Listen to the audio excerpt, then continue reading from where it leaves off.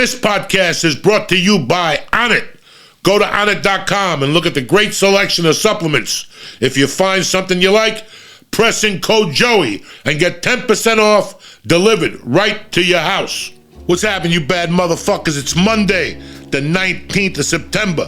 The joint is brought to you by DraftKings. Listen, grab your nuts and salute the flag. Football is back, cocksuckers. Get in on the action at DraftKings Sportsbook, an official sports betting partner of the NFL. They got big plays and even bigger wins, and they got an incredible offer. New customers just bet a fin on any NFL team to win, and you get 200 in free bets. But wait, there's a lot more. They stepped up their same-game parlays. For every leg that you add, you can boost your winnings up to 100%. I'm talking about 100% on same-game parlays. With bigger payouts than ever, why bet football anywhere else? DraftKings, an official sports betting partner of the NFL, is fucking rocking so far this season. Listen, the prop bets are on fire, so do me a favor. Download the DraftKings Sportsbook app now. Use promo code Joey to get 200 in free bets if your team wins when you place a bet on $5 on any football team. That's code Joey, only at DraftKings Sportsbook, the official sports betting partner of the NFL. Minimum age and eligibility restrictions apply. See show notes for details. Now do me a favor, download the DraftKings app and let's make some motherfucking cash.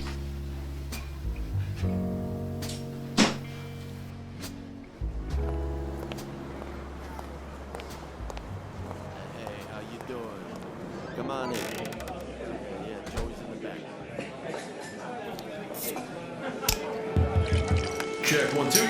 Welcome to Uncle Joey's Joint.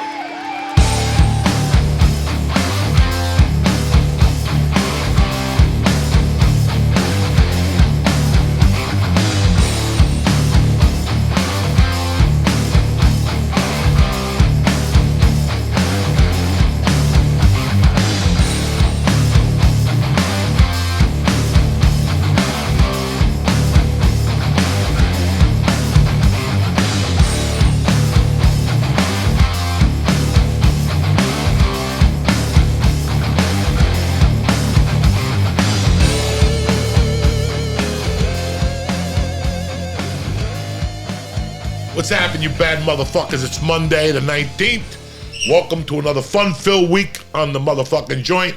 The guest is the one and only, the master of disaster, the flying fucking Jew. We had a great time. I'm still fucking recovering from last night, guys. Honest to God, I had to recover big, man. It was a great night last night. Yes, it was. If you guys got tickets to come to this show, any of the shows, it was a real fucking blast. And the whole night was phenomenal. Just going into New York City was just fucking the energy. There was so many fucking people in that city last night. I've been going to that city since the fucking 60s. And what I saw last night, it was the opening night of Janeiro, the Feast of San Gennaro, I think, on Thursday night. And I think, what's her name? Was that the Garden? Schumer. Really? Oh, really? I think either that or the Boston Garden, but there were a lot of fucking people in New York last night. Out. Nobody gave a fuck about COVID. COVID is officially over, guys. Let me tell you something. It's so funny. Breaking news. Yeah, they're trying to they're revving you up with that fucking vaccine that they only tried on 8 mice. Hasn't even been tried on fucking human. And they're gearing up to fucking shoot you to death. Nobody cares about fucking COVID. It doesn't even, they keep selling this fucking vaccine, the booster. Fuck you. Fuck you. Nobody's even in the mood to hear COVID last night. There were maybe 5 dumb motherfuckers walking around New York with a mask on. Let me tell you, there were so many people, the mask wouldn't work last night. Like, there was so many fucking germs out. The mask were not going to work. But it took us 20 minutes just to get off our fucking block. Like, we went through 10 lights and moved like an inch. That's how packed the fucking city was last night. And the Sony Theater, fucking beautiful. Nice and rustic. They got good food. The staff was great. Very nice. Very fucking nice. I want to give a shout out to Laughing Gas for fucking showing up, throwing away some fucking weed to the people. People were fucking happy last night. A lot of Puerto Ricans last night. A lot of Spanish people. I love you, motherfuckers. Boricua. But yeah, it was Stu Finer knocking the mic off the stand and shit and fucking smoking. There was so much. There had to be 10 pounds of weed back there. Yeah. Oh, I walked in. The bags. I didn't even get to really go in the green room because we got there late, and but I ran in at the end, and I was like, oh, it smells like Joey's here. Oh, there were mushrooms. There were fucking chocolate-covered mushrooms that the chick was giving out. I ate 3 pieces of that. Yeah. Oh, Jesus. Oh, it was fucking superb. But I got to be honest with you guys. Let me tell you something. I was not nervous at all. Like, it didn't weigh on me all week. It was like I was just going to do a set. It felt good. It was great to be in New York City. The energy in New York is fucking world class. It really fucking is. The LA don't have that. No. You know, there's a lot of great cities in this country, but the energy in New York when it's on, I mean, we saw Mr. Softy selling ice cream at 11 fucking o'clock. I'm like, who the fuck is eating Mr. Softy? And there were a fucking line of people out there. It was just superb, man. New York City, when New York City's on, it's fucking on, Jack. When New York City's on, last night could have been an 8 a.m. night for us. If we really, it could have been scary. Because we could have stayed at the Sony Theater for like an hour or two and then gone to eat. And my plan was to go to Wohop and get Chinese food in Chinatown. Oh, but it closes at 10. Oh, that's dumb. They used to be open 24 fucking hours. So the city has changed a lot, guys. I've been in the city 5 times before last night, and I never saw it like that. Never. But it was just, it felt so fucking cool. Like, just to do stand-up in New York. I was thinking, when I got back to the hotel last night, I was thinking about, like, literally the first night I met you was at the old Haha on Lankershim, and you were closing that show out with, like, 7 alcoholics and like a homeless person in the, like, it was like there were old couches. It was not the glitz and glamour of Broadway.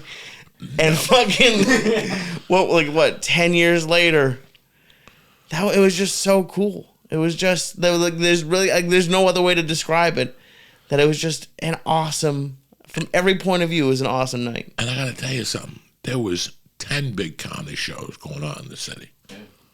I walked by a couple that they were like out there. Comedy Central, yeah, those guys were there. Guys, there were 10 huge comedy shows in the city last night.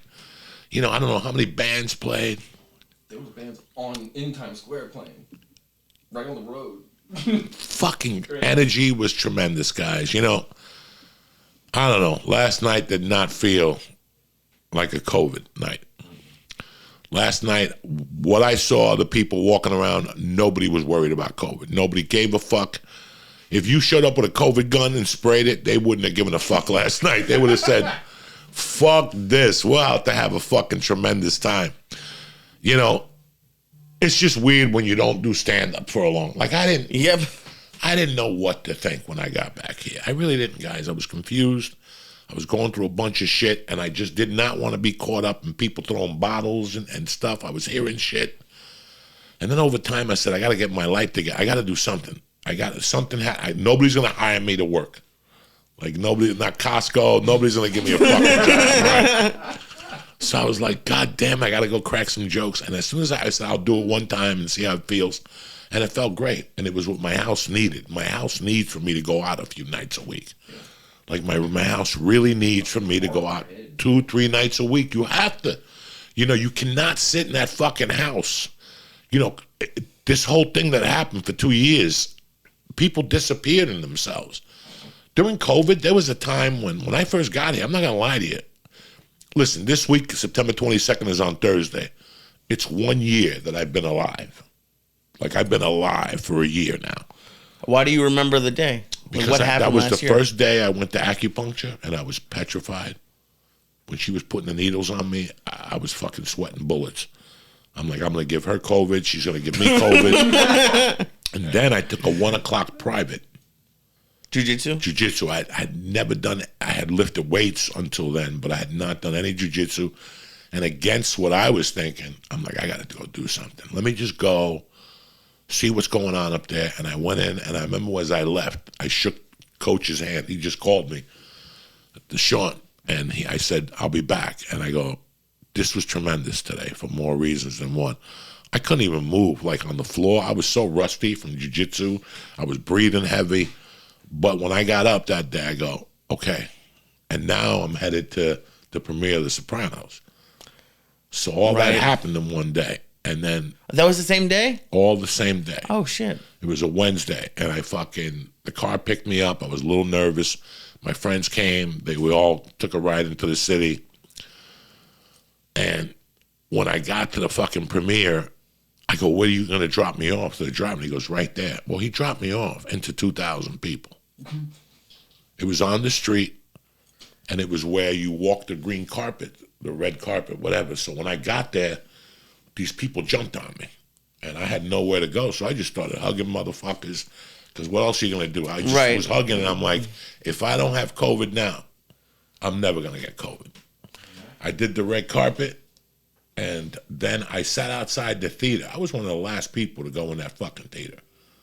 Like, I did not want to go in the Beacon Theater with 2,000 people. I called you from Florida. Remember when there was like a restaurant? The first time I saw a restaurant with like 100 people in it? Oh, that's right. You went in there and ran out. I was like, oh, but after, it was like a year at that point, it was jarring. Like, it was like, what, are there supposed to be this many people in here? You just got used, like, I think that's why you're saying like, it's good to get out of the house, because like, I think that's like, working from home is great, but at some point, I think you start to go a little bit crazy.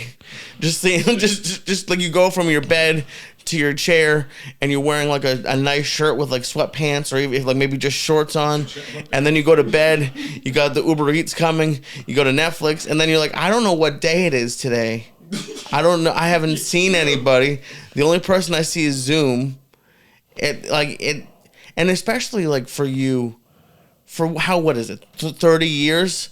6 nights a week you're out at clubs, and now like you're like, you know, and not saying you're not having fun, but now you're going to softball games and a restaurant. Like, that's all, like, it must have been nice to get out of the house again.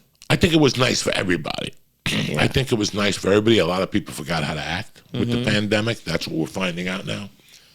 But last night, it was like the pandemic never happened to me, you know, and it was just very interesting to see the people out, the attitude of people. I mean, it just blew me the fuck away. But I got to be honest with you, since you're on the subject, I don't know if you watched Bill Maher last Sunday night. Bill Maher had a great, I forget the guy's name now, a podcast guy. I listened to his podcast. He's been on Rogan. This guy went off on working from home. And he made some great points. He's like, we're in a fucking volatile society anyway for workers. And now you want people to work from fucking home. And people, they have forgotten how to live. They forgot, you know, and listen, you walking into you don't even have to walk into a Starbucks.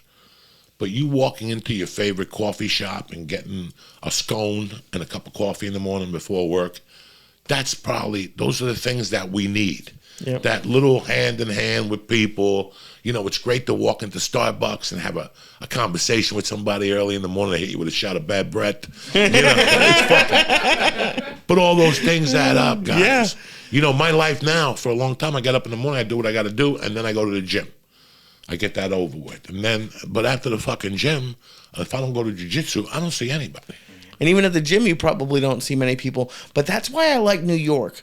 Because I'm like, I don't really like talking to a lot of people, but you're always in New York. If you're walking, you're always interacting. Like when you were talking about the show, I think if we get there early enough next time, it might be fun to just do like a block around just to like get because when you're walking by people. Some homeless guys yelling.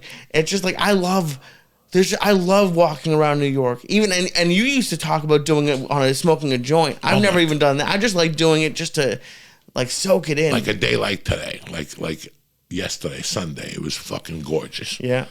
You just take a bus and you go down to like one of the parks, Washington Square. You know, go to Central Park, walk around, get a burger, get a hot dog. I tell you, man, I forgot how much fun that is. Just go Yeah. into the city.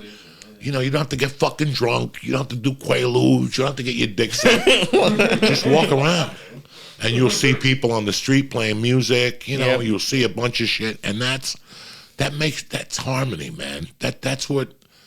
This was bad, what happened those 2 years. And they're finding out the effects of it now with children. And, you know, this guy last week was talking about how bad working from home is. How bad it is when guys go on dating sites. Because you forget the social of it. It's just a scroll. We're forgetting all this shit. You know, I got to be honest with you. Guys... Kids do not know how to work. Young kids today, like when you go to a restaurant or go to an ice cream place and there's just somebody young, there's no work ethic whatsoever. There's no work ethic, you know. So we got to get, and then they, you know, Trump and Biden have both stopped a lot of immigration. So immigrants are the number one fucking workers we have, you know. Like the fucking... So it's like we're in a conundrum right now. I mean, you know, if guys don't know how to go to a bar and pick up a chick, and it's not, I'm not saying it wrong. If you don't know how to communicate, you know, I mean, I could never go on a dating site if I was 28. It wouldn't work for me. Why? Just wouldn't work for me. You need to be in front of them and like. I'd be listen. See, I'm embarrassed to do it that way. I don't like sending tapes. I remember that, the blank tape. You know, but no, I don't like sending tapes. And there's a reason why I don't like sending tapes. Because I miss that energy from you. When I go into an audition, even if I suck at the audition, we get to talk and communicate. So when I leave, she goes, that wasn't a good audition, but he's a sweet guy. He's a nice guy. He was prepared. You know, it just wasn't for him. You know what I'm saying? You don't get that at all. Right. When I put an audition on tape, I mean, I'm grateful that I put these audition on tapes, but listen, you just lost, if your whatever percentage you have of booking an audition, when I put it on tape, I just lost 15 points. I just lost 15 points because I didn't go. Listen, you know how many times I've gone into an audition and just been a nice person and fucked up the audition and she's turned off the camera and said, Joey, let's start this from scratch. I want you to get this. Then they become your cheerleaders. Yeah, that's cool. And they talk to you. When I fucking send a tape, you're not going to do that. I got lucky last week when I sent the tape and they hit me twice. Dye your hair and then do the audition standing up. I knew when they gave me the note, I was in. They don't give me notes on fucking self-tapes. Yeah. You send the tape. I sent the tape to the play. I never heard back. But again, you know, I had maybe a slight chance of getting that play. With the audition on tape, I lost it. Same thing with women, guys. And I got to be honest with you, if I swipe a phone and I see a picture of a girl and she's attractive, she's like a 6, right? I'm going to go, not really. And that's most guys. No, I'm just talking from the heart here. That's most guys. We all want a 10, right? But guess what? If I meet that girl and have a conversation with her, maybe she's a fucking sweetheart. Maybe, you know, there's something else I like about her, a childish quality. Maybe she wears a ponytail and she reminds me of my girlfriend in the first grade. I don't fucking know. But you miss all that. So then what do you do when you swipe and you press? Do they come over and fuck? Well, when you look like me, no. But for some people, they do. But no, it's. But you're right, because sometimes like you'll go and like you'll have like a really cool message back and forth, but when you get to be in person, it's awkward because like the reason why I always did online dating was because I was shy and awkward and like you could think about your response when they're right in front of you and like you can't like rewrite your message 8 times. Some weird, like sometimes the problem with one of the problems with online dating is sometimes you'll talk for too long and then you'll have nothing to talk about like when you actually meet them. Like it's not good for like actually getting to like in a relationship. Getting to know you, getting to love you. You didn't miss out at all. But I think people are I like it. There are benefits to working from home. Like, I feel like I get more done. You do? Yeah, because when you go into the Focus on it. the weird thing about the office, and it's weird. I get maybe a little bit less done at the office, but you get certain things done more quickly. Because instead of sending an email and waiting for someone to get back to you, you can just look over there and say, hey, Jim, what am I supposed to do with this? So there are benefits to going to the office, but with everything that's happened, people just don't want to. And I get it. I get it, but it's not going to be good. I don't know what's going to happen. I like the social aspect of it. Yeah. I mean, listen, man, I fucking quit high school. Like, there's a 40-year anniversary in October, and they keep bugging me. And I'm like, guys, I'd be a hypocrite. I fucking quit high school. You know? Like, I fucking, I don't even know what we're talking about. You said it's been 40 years. You like the social aspect of going into work. I didn't do good in school. I had good Right. grades, but I like going to school to talk. Talk to teachers and see my friend. It's like my daughter. I asked her a month ago, you ready to go to school? She's like, fuck yeah. That's her social life. It's Studio 54 to them. You know, it's Studio 54 to them. So, and look, like my agent worked from home. My agent in New York, Matt, great guy. And I was talking to him about it. And he made a little garage. He took his garage and made an office. And, you know, it's great. And he fucking works like, 8 to 10. And then he takes a walk for 40 minutes, and then he comes back and he does another 2 hours. You have to, as long as you have a schedule, and you adhere to that schedule, like you only want to sit down 2 hours. After 2 hours, it's the law of diminishing returns. Get up, take a walk. I'd rather you take a break. That's why they give you a break at a regular job. 15 minutes, you smoke a cigarette. We take a half-hour break. Yeah. Okay? But they track you now. Like, they can track if your mouse, like if you're Right, typing. so you have to get a computer thing and put a weight on your mouse. Oh yeah, people are doing some. I know a creepy chick stuff. that does it. She fucking puts the mouse, puts like a weight on it or something. You buy an app, and makes it move. Yeah, and it makes it move, and she leaves all day. She fucking leaves. And, To get 800 messages, where are you? Oh, my internet on didn't the work. phone. I seen her in the daytime. She's a mom. She's one of the moms we hang out with. But I always like the social. Listen, man, the pandemic fucked me up, and I got to be honest with you. There's still people in the house. Oh yeah.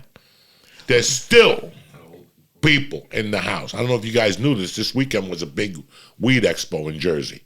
Like 420. Yeah, and Cheech was there. Chong. Oh okay. Chong showed. And the guy, Chong's guy, called me last week. Hey, he's going if you want to go. And I go, bro, that was the quickest 360. During the pandemic, I think for a year, Chong didn't leave his bedroom. I remember you telling me about that. People would come over and leave food in his bedroom. Like, it was one assistant. He wouldn't even leave the bedroom. He had a desk in there and a bathroom in there, and he didn't leave the bedroom. And then he got better and better. You know, he was scared. He's 70 fucking years old. I don't blame him. So these guys stayed in there. And the guy called the other day, hey, man, I want to let you know he's coming. And I'm like, that was quick, because he was in the fucking closet. He goes, he just snapped one day. He couldn't take it no more. He just snapped.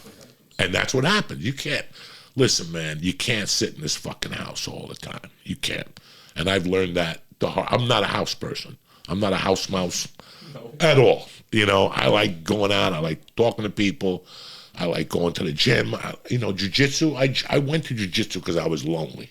Right. And I wanted to meet people in the area. Guys my age, whatever. And it's worked. I went up there more for a social than for exercising benefits, and I fell in love with the place. And there's days I have nothing going on, but I'll make sure to go to jiu-jitsu so I get my social.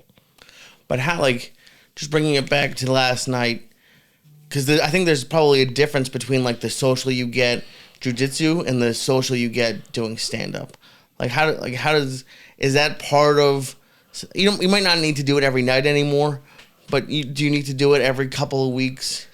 I need to do it once a week for my health, you know why? Because you go out and you watch other comics. Like right now, I'm not looking to fucking sell out an arena. Right. That ship sailed. I just want to do comedy and be happy and make a little money and see my friends. This is what this is for. You know, I get my friends to come to the shows. Like my nephews came last night. I love that they were there.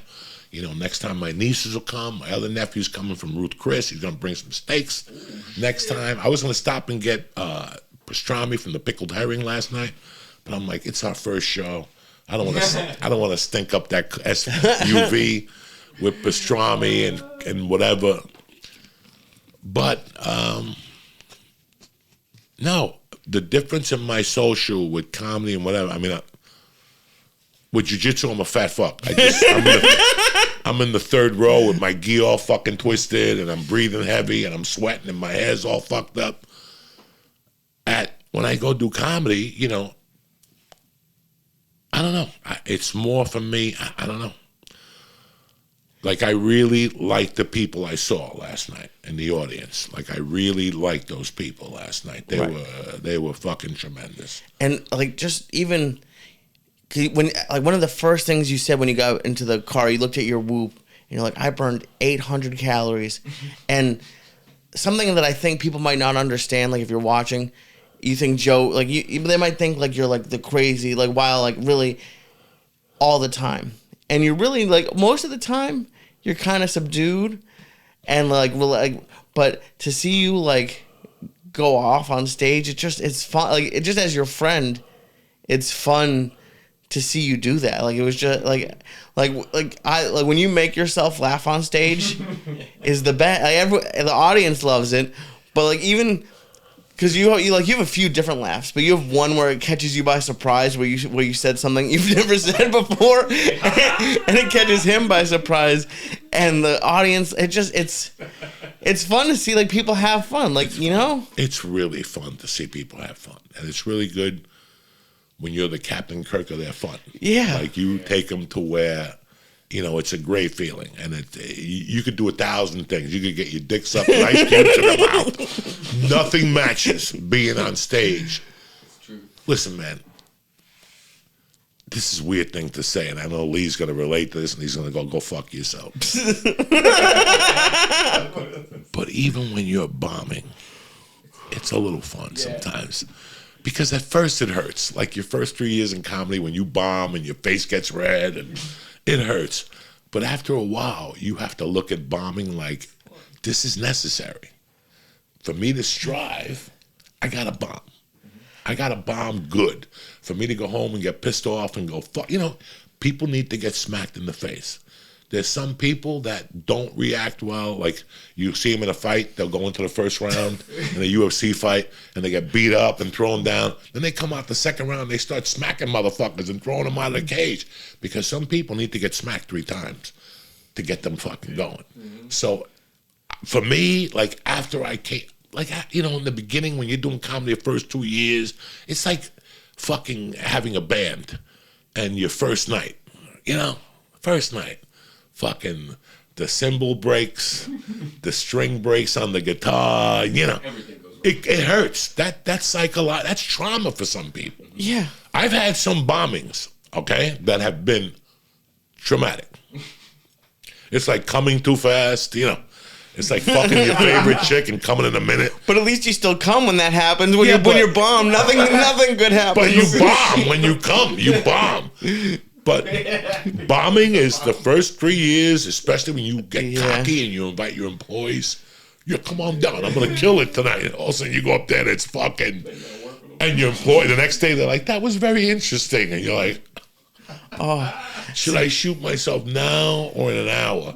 Yeah, and it sucked. When you have to face people again the next day after you bombed, you know, that's why I could never be on a fucking cruise ship. Oh. Can you imagine bombing and I got to eat breakfast with these people the next day and they're looking at you? Oh, it was a very interesting set last night. You were very good, and you know you bombed. And I was like, that's why when you said, like, at the beginning of this that, I wasn't nervous before the show, I was for pretty much the whole day was like ready to like just explode. Like, Really? just shit my. Well, yeah, dude. First, okay. I don't want to let you, the show, or the audience down. And then like you said, like when you haven't done it in a while, I just started it up. I didn't plan on like when I came last time when we went to Uncle Vinny's, you just sent me up and I hadn't done it, and now I've just started a few open mics, and like to just go up there and not really know what's gonna happen. And yeah, it made me think of the first time I did a club with you was at Cap City in Austin, and I was like 2 months into stand up. Danny Brown was in the back. It was I had just done the fourth wall a few times, which is 8 comics in a strip mall, and then we're at a sold out Cap City, which is like as a comedy fan, I've heard about it, and I get off. I did 3 minutes. It went fine for 2 months in, and I stood up against this back wall, and my legs shook because of the adrenaline. And now I called Eric, our buddy, on the way to Jersey a couple days ago. He's like, dude, you're on, like, you and Joey are on Broadway. Like, Joey's on Broadway, and we're driving in through Times Square, and you do the thing. You love to fuck with me a little bit. We're in the car. You're like, all right, we're going to get there at 8:08. You're going on at 8:15 for cold. And I'm just sitting there. And then, like, the people at the thing are like, oh, no, the DJ's going to go up first, and I don't know what's going to happen. And I in my head, I'm just going to go up there and have nothing to say and just stare off into silence and, like, run off. And it went fine. But it was just, yeah, I was losing my shit in the car. I just kept staring at my phone and, like, not even, like, really seeing the words that were on the screen. I just kept going back and forth, looking at nothing. And, oh, my God. But then you, like, Ari, you, Matt Fultron, all you guys destroyed it. So, but, yeah, I was petrified I was going to bomb. I was petrified I was going to bomb until I looked at my material. And let me tell you something, guys. I didn't do 30 minutes of material last night that I had planned. I got off at 45 minutes because I thought it was union. Next time I'll do an hour. I thought. Oh, they don't care? No, he told me nice. you have the whole night. I didn't know. I thought we had to get off at 10. Yeah. So I set the alarm for 10. I saw you set your alarm. Yeah, I never set my alarm, but I wanted to because it's New York. It's a theater. I don't know if they're union. They fucking dog after the fucking union. Yeah. 1 minute late, you get charged like double or $2,000 something. an hour or something like that. I got to have the electrician unplug it for $250, and then look at his assistant who gets $125, and then they got to plug it back in for $375. Guys, if you get that job, take it. Take it. $375 to plug in, $250 every time you plug. That's it. Just plug it in, $250, and the assistant that's watching him gets $1.25 to watch him to witness it. So we're in the wrong fucking. We're in the wrong fucking business. But no, yesterday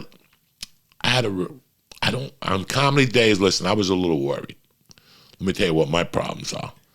I don't like doing comedy with my family around. Right. The day of. Because I got to be involved with them. So yesterday, that's the only thing that had me a little, that they're around. But then I went to the softball games. Yep. And the fucking softball games were great yesterday. Yeah. Lee got to experience the fucking softball games. Tell them what they brought to the softball games, dog. Oh, what didn't they brought? They catered a double header. We cater a double fucking header, guys. They brought sandwiches from a place. I'm going to tell you what the name of this place is. Fucking unbelievable, these fucking sandwiches. The name of this place it's a Brooklyn place, but they fucking opened up in Staten Island. The name of this place is Royal Crown Bakery, 1350 Highland Boulevard in Staten Island. Guys, these fucking sandwiches, you know a place is really Italian when one of the sections is, the menu is prosciutto and, you got prosciutto with capicola and supersat and salami but this was the one that impressed me. They have a mortadella section. So you could get mortadella, look at this, prosciutto with mozzarella and roasted peppers, prosciutto with mozzarella and grilled eggplant, prosciutto with mozzarella and fried eggplant, mozzarella with sun-dried tomatoes, prosciutto with mozzarella and carbonara, prosciutto with mozzarella and broccoli rabe, prosciutto with mozzarella and arugula. It don't fucking stop. Mozzarella, capicola, supersad, but mortadella with mozzarella. Fucking mortadella with mozzarella and roasted peppers. Mortadella with American cheese. Ham that has a whole section. Grilled chicken. They got fried chicken sandwiches with mozzarella and roasted peppers. This place is fucking sensational. One of the moms catered it for us. She got me and Lee an Italian fucking sandwich that was sensational. But tell them the clinker of the fucking day. They brought chocolate bread. Listen, I don't know who invented chocolate bread. It's like a no. It's no. Oh, it was actual chocolate. It's Italian bread with chocolate chips in that motherfucker and like syrup and it's like sweet. Holy shit! It's like almost like kind of like a croissant, but not really. It was just like soft in the middle. And the thing was, he told me the night before. Listen, there's gonna be an Italian sandwich there for you. We get there at like 11:30, and there's one like the mom, because she had to go. I don't know how far away that was, but like in the middle of the second game, she appeared. I don't know, like an angel with like 3 bags worth of food, and like you, her husband, and I sat there, and I don't think we talked. We didn't say one word. We didn't look at the game. It just the sandwich just disappeared. Oh my God. We kept trying to think, what the fuck cheese is on this sandwich? It was delicious. Roasted peppers. I mean, it was fucking out of this mind. And and we didn't even do it. See, because you're about speed and convenience, but they individually packed little containers of the balsamic vinaigrette, and I poured it in. You were like, "This is already good." By the time the balsamic got there, you didn't have time for it. No, how good was it? Oh, because it just soaked up into the bread, but the bread was thick enough that it didn't make it soggy. It just kind of absorbed it. I'm telling you, this was. And they didn't put any vegetables on it. That's how it was cheese, no, meat, no and lettuce, no tomato. Peppers. Go to Subway, bitch, if you want that shit. There was no lettuce, no tomato, no vinegar oil, no fucking Mike's Way, whatever the fuck. No. Go fuck yourself. This was plain. I mean, it was. Yeah, fuck you and Mike's Way with the vinegar and shit. But the softball game, we had a doubleheader. We sat there. We got suntan. And her team is fucking like they would. I think one score was 17-2. It almost wasn't fair. Like I think Mercy walked 5 times. She like they just wouldn't throw it near her. They wouldn't pitch to Mercy. They walked her. They kept walking her. And some other girl hit a blast. They won both games, 17. Yeah. All their innings, they would score 5 runs, and they would fucking come back. The defense was tremendous. And the coach didn't care. He was yelling at them like they were losing. He's rough on them, man. Oh.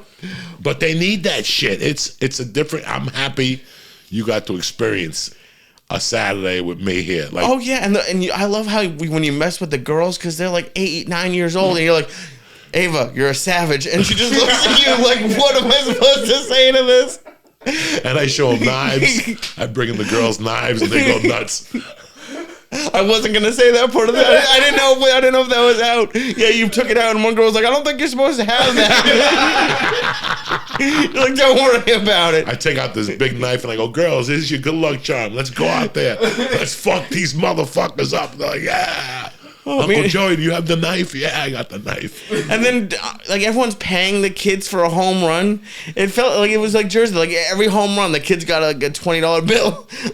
And then, like, they got since they won, didn't they get Carvel or something? Yeah, they went and got Sundays. It's across from Carvel. This place is fucking tremendous. And then little Joey came, and I give him $20 a week. Oh, my God. Everybody. These little kids get $20 from me a week. If he plays football, I give him a 20. If he plays flag football, but he tackles motherfuckers because he's little Joey's my dog. So I always say, how many flags you got? I got 8. How many tackles? 3. Okay. He scored a touchdown. So for every touchdown, I give him a 20. If he gets 5 flags, I give him 10. If he gets 10 flags, I give him 20. Jesus. And that's the deal we have. And every time he sees me, he just goes in my pocket, give it to me. Give it to me. Give it to me, Uncle Joe. He came up, he said, money. Money. Yes. Oh, my God. It's a different world, man, and I'm happy you got to see it. I know Michael has seen it, like, Soccer game Saturday. Oh, do you? You had your first soccer game. Yeah, it's, guys, you think about it. Like, listen, I never thought I would watch girls softball.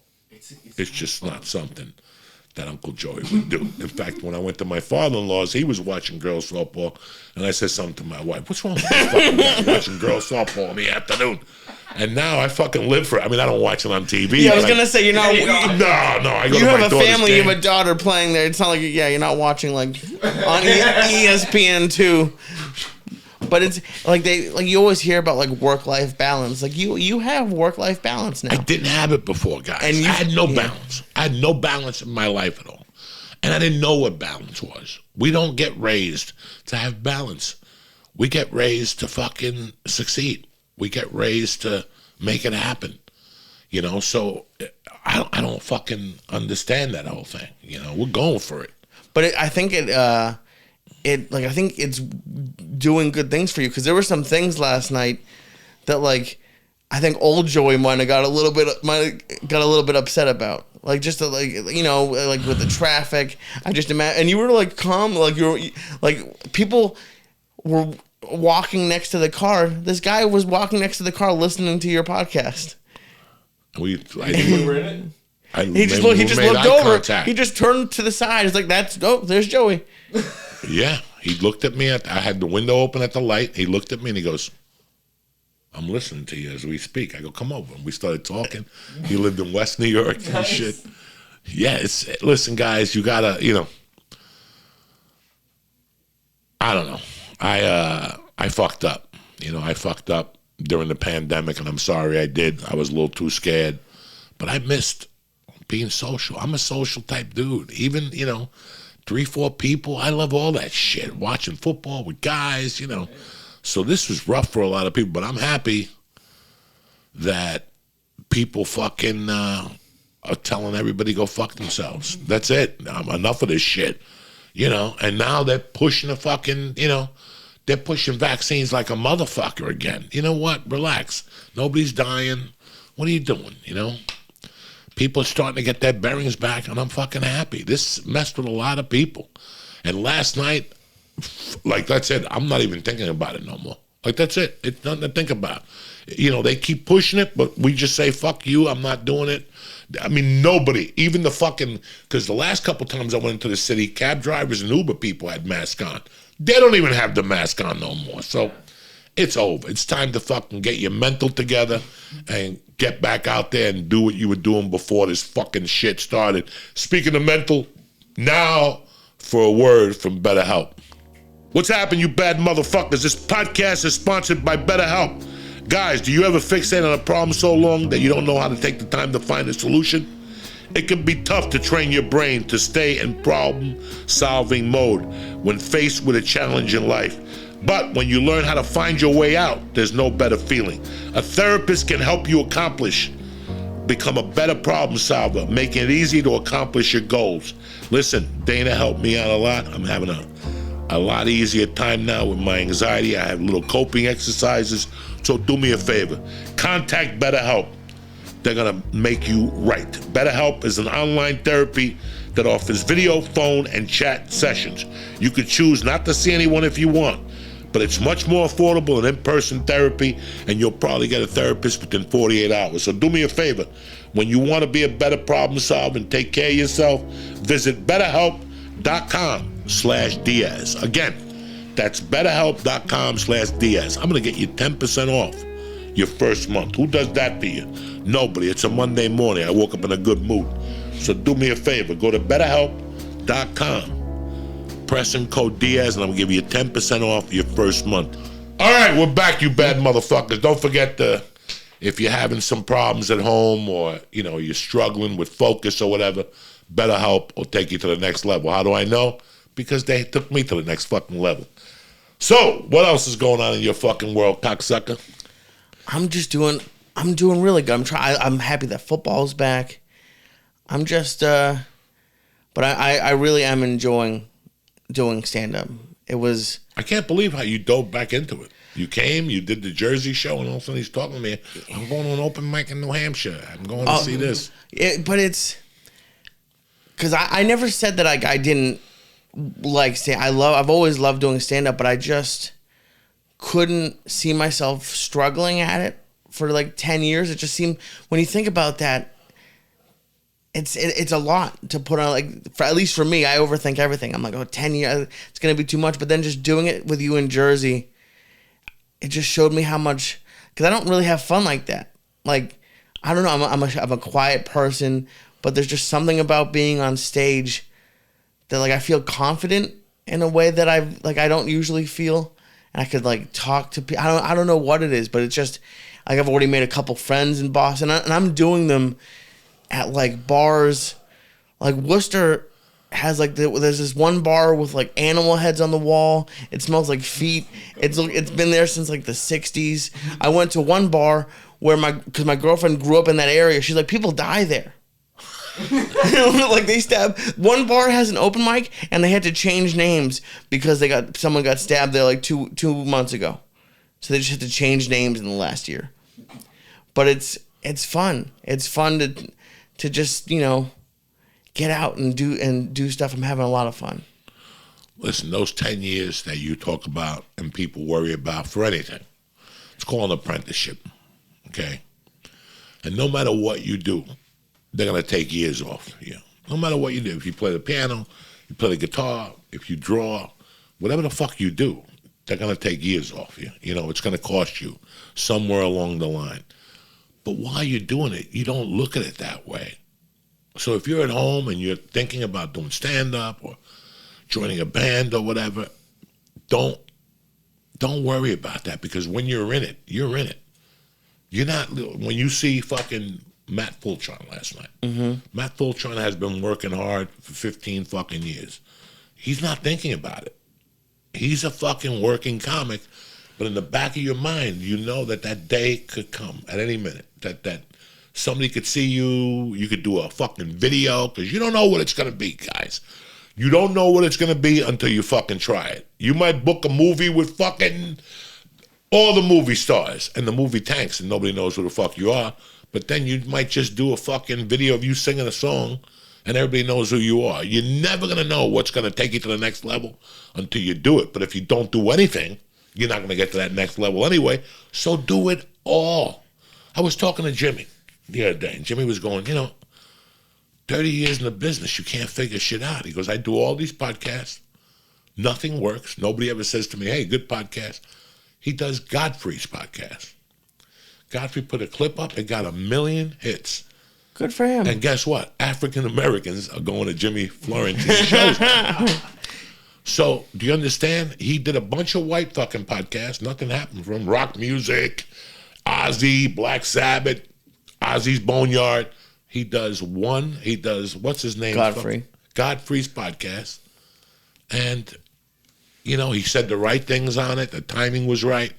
But you don't plan that. That's why nothing burns me up.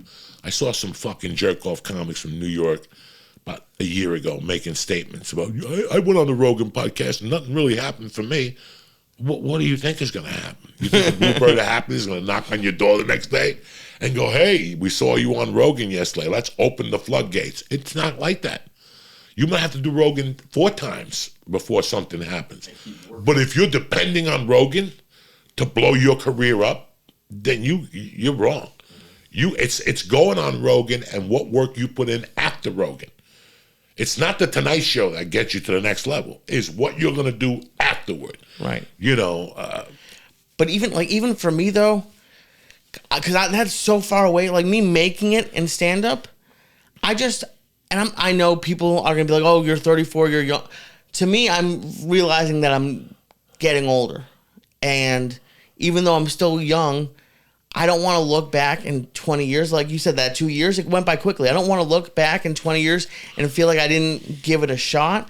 So even if because in like reality, I'll probably never be a headline. I'd like to be. That'd Who be the fun, fuck knows? But it's just fun. You cannot put a fucking ceiling over your career.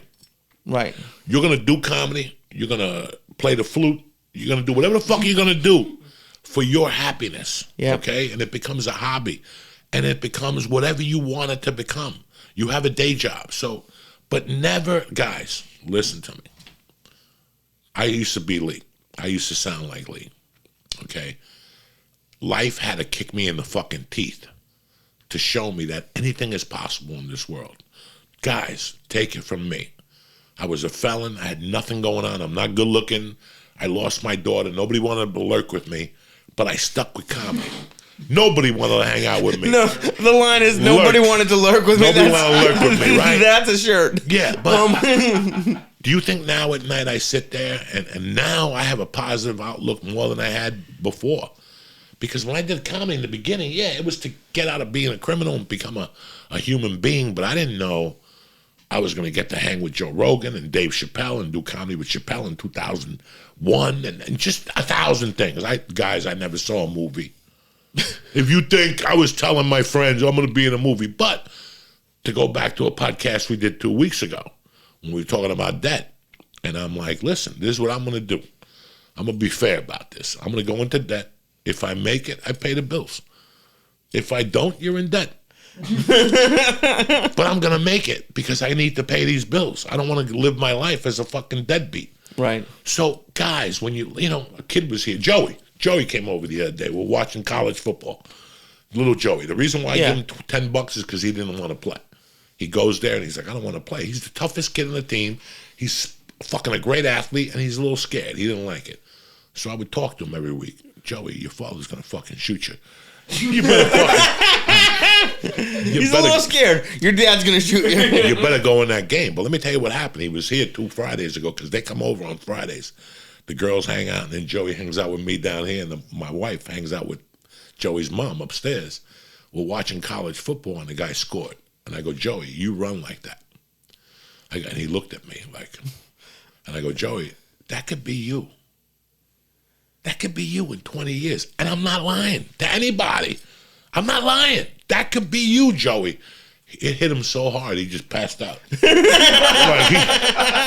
It was like giving him NyQuil. He looked at me, he's like, it could be me. Boom, he just passed out from the fucking thought of that. Yeah. People really don't, like, people go, yeah, I'm going to be a rock star, I'm going to do this. But in there, at night, they're crying. They're like, I don't want to do it. I don't want to wear spandex pants. Whatever the fuck it is.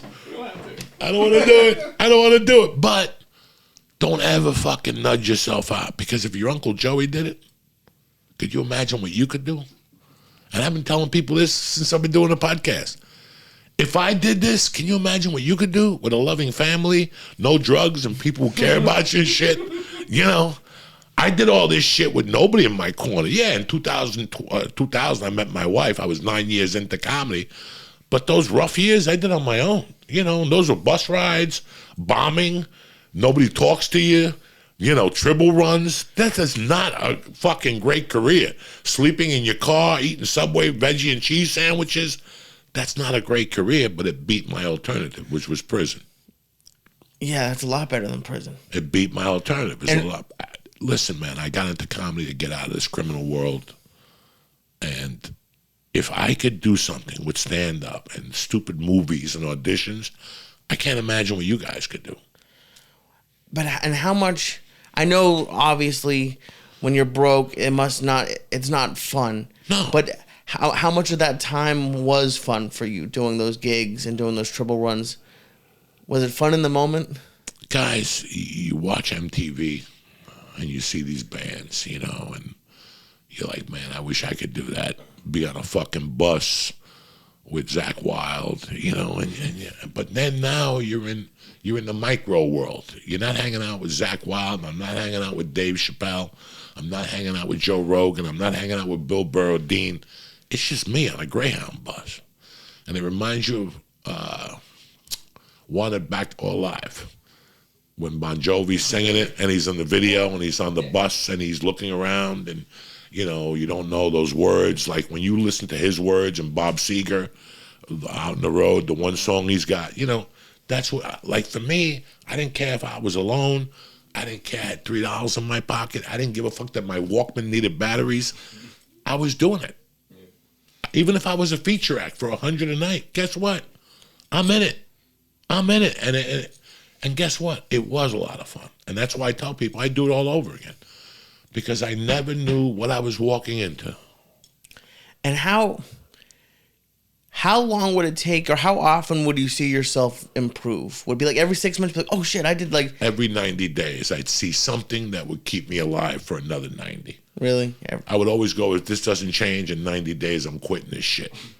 I'm done with this shit. I go sell coke. Why am I doing this? Why am I working for $100 a night? They only give me 50 up front and mail me a check. No. When I first started with Tribble, it was 85 a night. Oh, And he gave you 50 up front and 35 he mailed you a month later. it's such a random number. How many? know. How many $35 checks did you get? Well, it's every night. So if you have 6 shows, then he owes you $635. Oh, okay. So you got to check 2 weeks later and shit like that. But I didn't give a fuck because I knew what the alternative was. When you're in it, you're not thinking, well, I got 6 more years to be good. No, because this lottery ticket could cash today.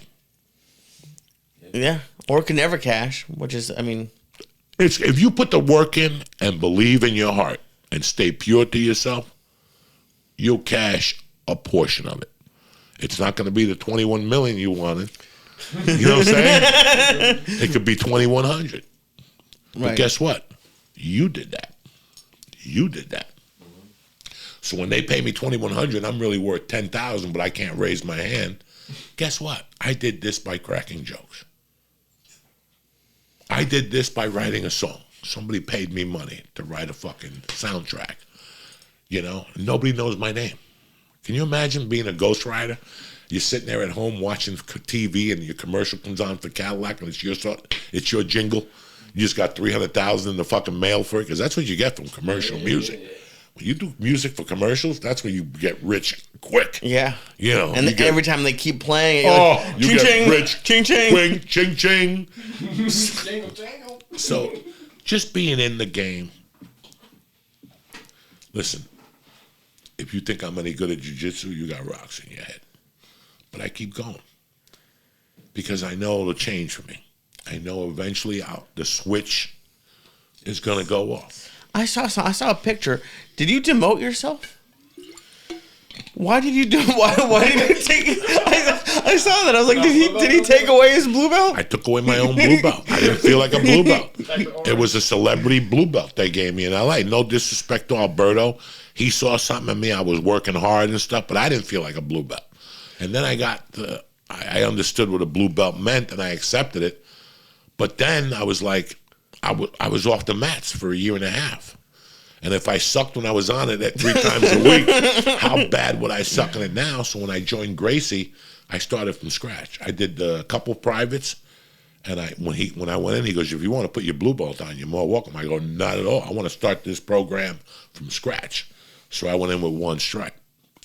Wow. Yeah, I didn't feel like a blue belt. So if you don't feel like a blue belt, how can I parade myself?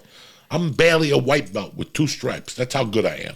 I got a scissor sweep. I can pass your guard. I know what a fucking De La Riva is, but I'm not good at jiu-jitsu. So what do? Quit? No. You keep going. You make a plan with yourself. I catch 1 core class and 2 blue belt classes, and I do the best I can. And I know eventually someday I'll feel like a blue belt. And at least you're honest with yourself. Yeah. Like you're not jumping in there with the brown belts. Now, after being in LA, do you see how important it is to be honest with yourself? Because you saw it. He saw it. I don't have to sell him on anything. I don't have to tell him anything. He used to tell me what he saw. You know, you have to check yourself. You have to be honest with yourself and go, this isn't working. Or I'm going to do this for 6 more months and maybe do this and adjust this. But you see it out there, that people, and you're like, why are they still here? You feel for them. Yeah. But again, I can't take nothing away from them because anything can happen at any time. In my world, it's always Wednesday. You know what Wednesday is on the Mickey Mouse Club? No, what? It's anything can happen day. In my world, every morning I wake up and it's anything can happen day. But that goes 2 ways. You get hit by a car or you get your dick sucked. You follow me? So when we get up every morning, it's a 50-50 chance. But do you think anything is possible if you're not honest with yourself? I think you have to be honest with yourself. Listen, anything can happen, whether you're honest with yourself or not honest with yourself. But can you maintain that level without being honest with yourself? that's a weird thing. If you see a lot of the comedians, and I'm not mentioning no names, but if you see a lot of comics right now, they got a little bit of an ego. That's what happens after. And then you become preachy on stage. And that's what happens to comics. They get that fucking ego. I don't want to fuck with that ego. And you relate comedy to MMA a lot. And to me, it seems like how sometimes you'll see a fighter lose, and then they fix whatever like made them lose that fight, and then they go and become champ. Like I think it happened to Kamaru and happened to a bunch of people. And I think that's what happens, because you'll also point to fighters who will continually lose, making the same mistake. So I think that has to be the same in stand-up, where if you don't look at, okay, I'm not good at crowd work, or I can't follow this kind of person, I don't know if you will get better. I mean, you tell me. I don't know anything. I'm 2 years old. You have to, listen, metal sharpens metal. So, I mean, if you want to go down to, I don't even know how to describe this. If you want to go down, if you want to be the big fish in a small ocean, or if you want to be a little fish in a big ocean. And I always wanted to be a little fish in a big ocean because I have a chance to learn. When you're a big fish in a little ocean, for me to pack up my bags and go to like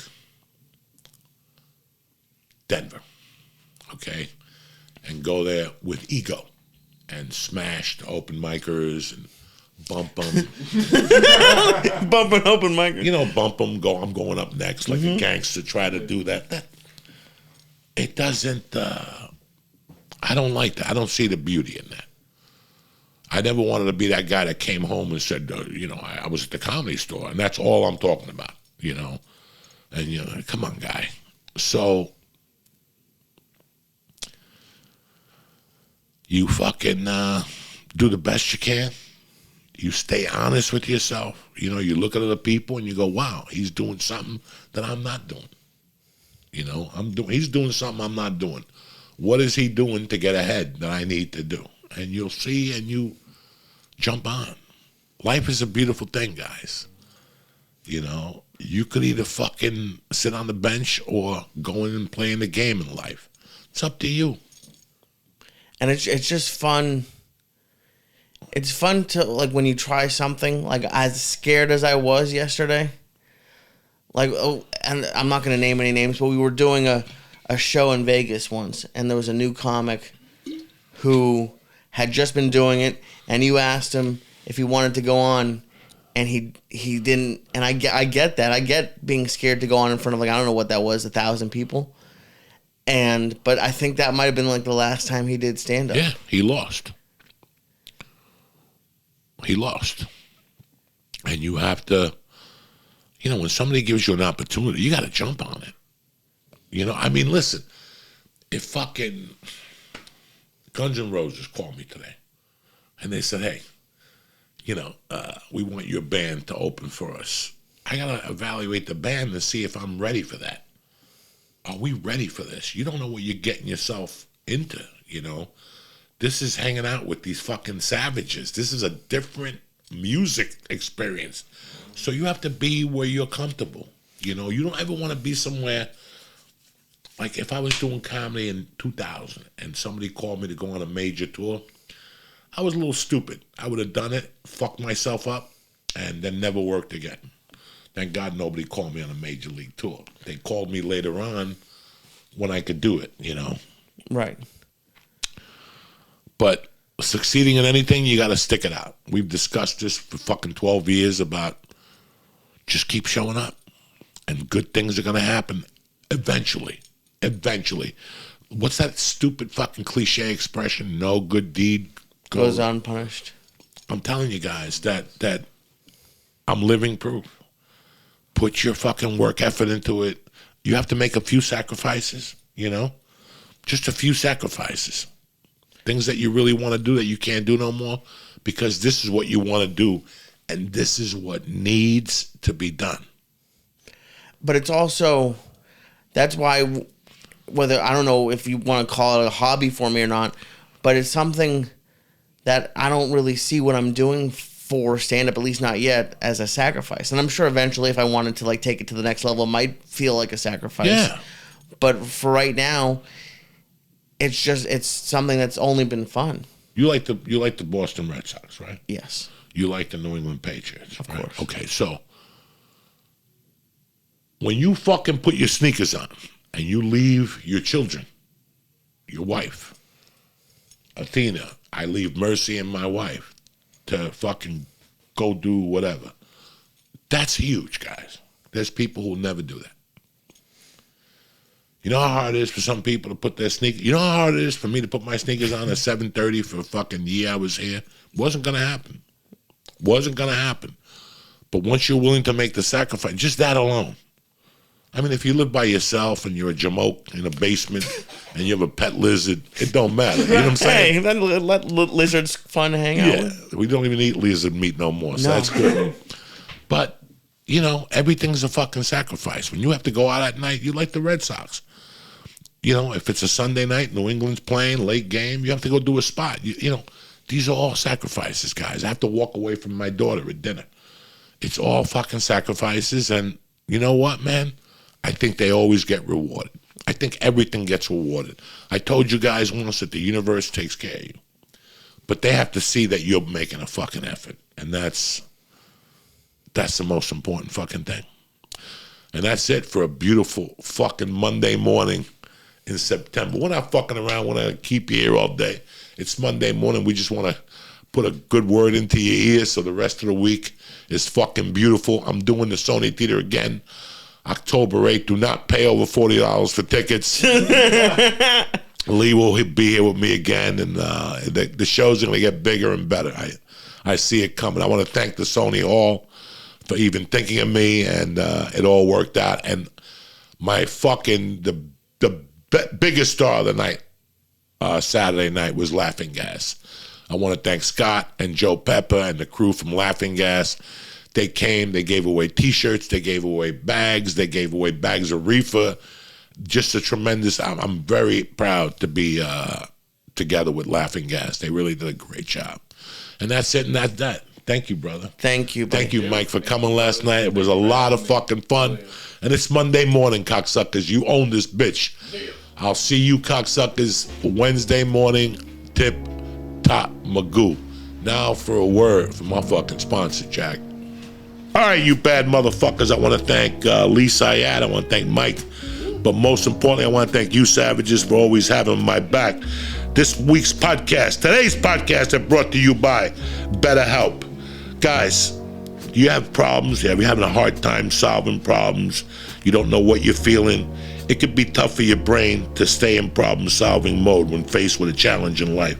But when you learn how to work with that challenge, there's no better feeling. And a therapist can help you become a better problem solver. Do me a favor, go to betterhelp.com. Why is therapy important? I'll tell you why. Because you can't solve all the things on your own. We got so much information thrown at us, we don't know whether we're coming or going. Get your help. BetterHelp is online therapy that offers video, phone, and chat therapy sessions. You could choose not to see anybody on camera, or you could see somebody on camera, and it's a lot more affordable than in-person therapy. You want to become a better problem solver? Do me a favor. Therapy can help you. Visit BetterHelp.com right now. Pression/Diaz. Code Diaz. I'm going to get you 10% off your first month. That's BetterHelp.com/Diaz. The joint is also brought to you by DraftKings, you bad motherfuckers. It's time to make some fucking cash. It's football season. It's baseball's playoff season. I mean, college football. What the fuck? What the fuck are you waiting on to download the DraftKings Sportsbook app? They're an official sports betting partner. The NFL, the UFC, they got big plays and even bigger wins. And they got an incredible offer. You ready? $5 on any NFL team wins you 200 in free bets. Did you hear what I said? $5 on any NFL team wins you 200 in free bets. But there's more. They stepped up their same game parlay. So every leg you add, you can boost your winnings by 100%. With big payouts, why bet football anywhere else? Throw down a same game parlay per game day all season long. That's why DraftKings are the king. So download the DraftKings Sportsbook app today. Use promo code Joey, Joey, and get 200 in free bets. That's code Joey only at DraftKings Sportsbook, an official sports betting partner of the NFL. Minimum age and eligibility restrictions apply. See show notes for details. Let's win some cash, cocksuckers. DraftKings, the best. I want to thank DraftKings. I want to thank Better Help. I want to thank all of you cocksuckers. And I'll see you Wednesday. Tip Top Magoo. Have a great day.